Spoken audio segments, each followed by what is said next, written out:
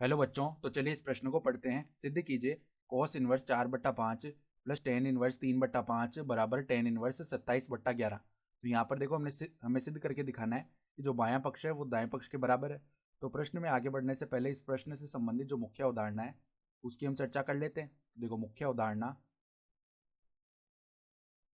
Ten inverse X plus में ten inverse Y.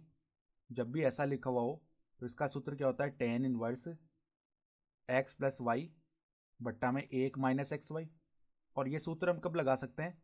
जब x Y है उसका जो गुणा है वो क्या आना चाहिए? एक से छोटा आना चाहिए। ठीक है, तो अब देखो यहाँ पर बायां पक्ष में क्या लिखा हुआ है। बायां पक्ष बराबर में कॉस इनवर्स 4/5 प्लस में टेन इनवर्स 3/5। तो देखो ये जो कॉस इनवर्स 4/5 है इसको पहले हम टेन इनवर्स में रूपांतरित करते हैं। तो माना कि कॉस इनवर्स 4/5 किसके बराबर है? थीटा के बराबर। तो यहाँ से कॉस थीटा का मान क्या आ जाएगा? 4/5 के बराबर। तो किसी भी त्रिभुज में कॉस थीटा क्या निरूपित करता है? आधार बट्टा कर्ण का मान। तो अगर मान लो यहाँ पे ये एक त्रिभुज है, ठीक है, समकोण त्रिभुज, और इसमें ये कोण है थीटा, तो आधार बट्टा कर्ण का मान अर्थात ये 4 और ये 5 हो जाएगा। तो देखो पाइथागोरस प्रमेय से लंब का मान क्या आ जाएगा? पाइथागोरस प्रमेय क्या होता है? कर्ण का वर्ग बराबर आधार का वर्ग प्लस में लंब का वर्ग। तो यहाँ से लंब का मान 3 आ जाएगा।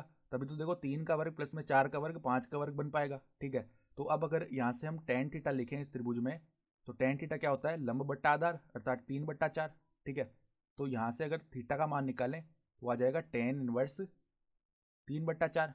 ठीक है, तो अब देखो थीटा कोस इनवर्स 4/5 के भी बराबर है और थीटा टेन इनवर्स 3/4 के भी बराबर है। तो हम क्या बोल सकते हैं कि हम थीटा का मान टेन इनवर्स 3/4 रख सकते हैं, अर्थात कोस इनवर्स 4/5 का मान टेन इनवर्स 3/4 लिख सकते हैं।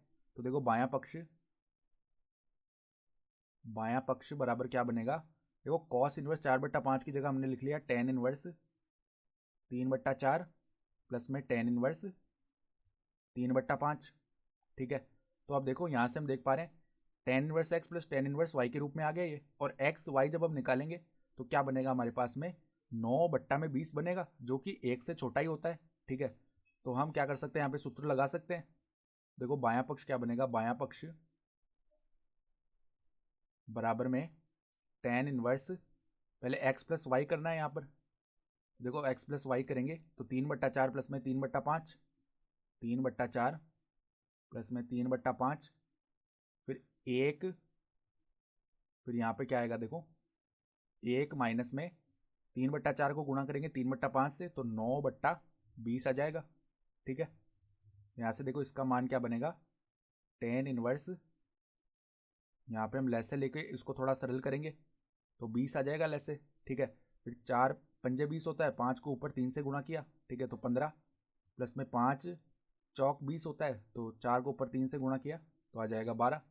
और बट्टा में क्या बनेगा? देखो बट्टा में यहाँ पर 20 - 9 अर्थात 11/20 बन जाएगा।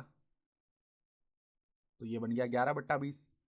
ठीक है, तो अब देखो यहाँ पर 20 से 20 भाग हो जाएगा और ऊपर क्या बन गया? टेन इनवर्स 15 प्लस में 12 करेंगे तो 27, बट्टा में क्या आ जाएगा? 11 आ जाएगा। तो ये किसके बराबर है? ये दाएं पक्ष के बराबर आ रहा है। तो बाएं पक्ष हमने क्या किया? सरल किया और दाएं पक्ष के बराबर लेकर आ गए। तो हम क्या लिख सकते हैं? इति सिद्धम, अर्थात दी गई उदाहरणा के आधार पर हमने सिद्ध करके दिखा दिया। तो आशा करता हूँ कि आपको ये प्रश्न समझ में आया होगा। धन्यवाद।